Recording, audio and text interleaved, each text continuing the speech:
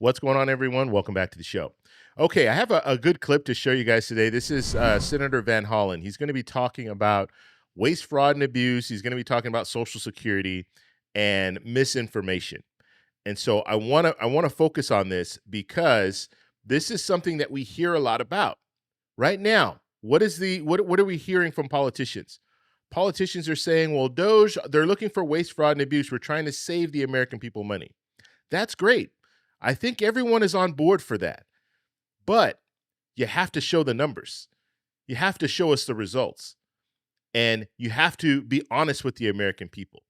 And so I want to show you this clip, and then we'll talk a little bit about it. But first off, you guys can do me a favor. Please like the video. And if you're watching this video and you want to see more content like this, please consider subscribing to the channel. Okay, so let's go ahead and take a look at Mr. Van Holland. He's going to be talking about waste, fraud, and abuse. And actually, let me back out of this first. I want to show you his post. So this is on Twitter. And so right here, here's his post. It says, remember when Musk and company said 40% of calls to the Social Security Administration were from fraudsters? Well, turns out that was a big lie. According to an internal report, only 2 of the more than 110,000 calls they screened may, and he puts may in all caps, have been fraudulent. Okay, so let's hear what he has to say. Here we go. Take inventory of all the outrageous claims made. We need to take inventory of all the outrageous claims made by Trump and Vance and Musk over time, because their lies come at such a rapid speed that we often forget them. One of the big lies was that the Social Security phone system was used primarily by fraudsters. In fact, they said that 40% of the phone calls they got were from fraudsters. Well, turns out that they did an internal review. They looked at all the records, and lo and behold, only 2 of the 110,000 calls that they reviewed even might have had something to do with fraud. And even that wasn't guaranteed. So this is Exhibit A of the misinformation and lies that Trump and Vance and Musk will make in order to try to dismantle important services like those performed by the folks at the Social Security Administration. You know, they essentially shut down the whole phone system temporarily. That meant people were delayed in getting their checks. You may remember Howard Lutnick, the billionaire Secretary of Commerce, saying, you know, his mother would never miss Social Security check. The only people who had missed them, he said, were the fraudsters. Well, turns out that was also a big lie. People who really rely on their Social Security checks, they missed them.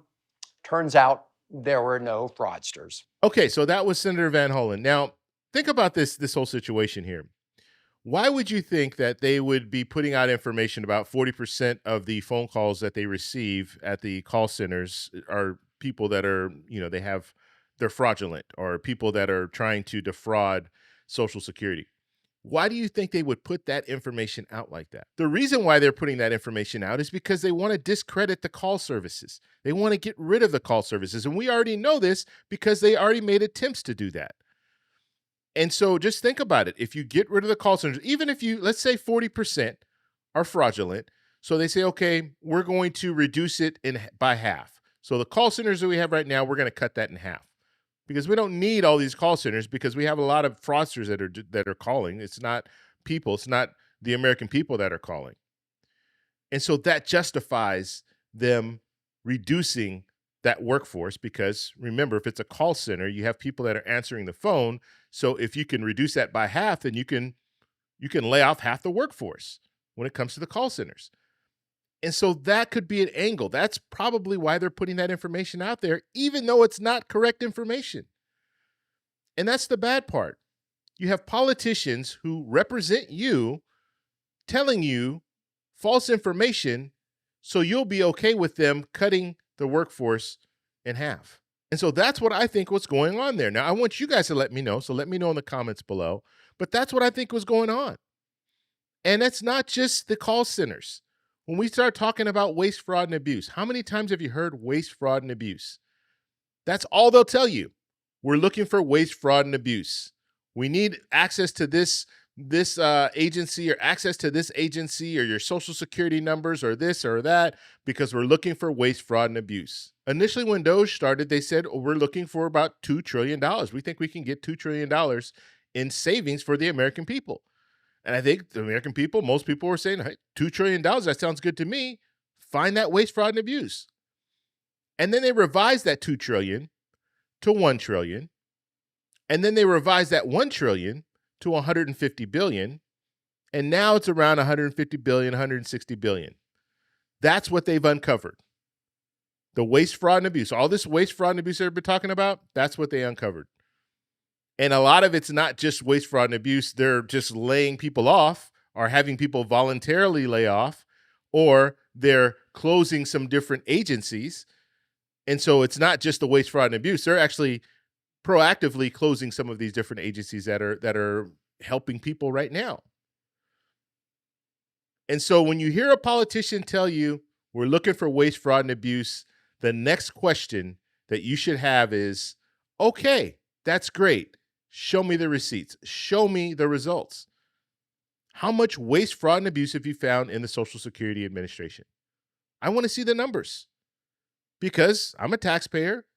I should have the right to see this waste, fraud, and abuse that's being uncovered.